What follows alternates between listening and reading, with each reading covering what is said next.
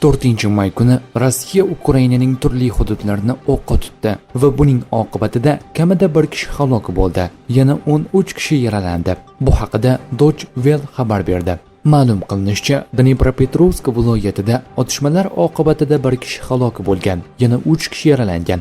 Bundan tashqari, Rossiyaning Marganes shahriga ertalabki zarbalar chog'ida 3 kishi, 39 va 68 yoshli erkak va 75 yoshli ayol jarohatlangan. Ularning barchasi o'rta og'ir ahvolda shifoxonaga yotqizilgan. Xersonda Rossiya dronining hujumi oqibatida 2 mahalliy fuqaro jarohat olgan. 40 yoshli ayol avtomobilga portlovchi qurilma tashlaganida umurtqa pog'onasi va oyoqlaridan jarohat olgan.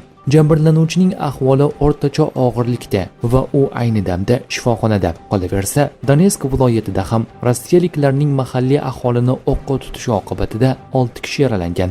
Xarkov viloyatidagi Kupyansk shahri ham o'qqa tutilgan. Buning oqibatida esa Xarkov viloyatining Izyum tumanida o'rmon yong'ini boshlangan. Yong'in uylarga yaqinlashgan, mahalliy aholini evakuatsiya qilishga tayyorgarlik ko'rilmoqda. O'rmonda Rossiya qo'shinlari tomonidan qoldirilgan o'q-dorilar portlatilmoqda deyiladi xabarda.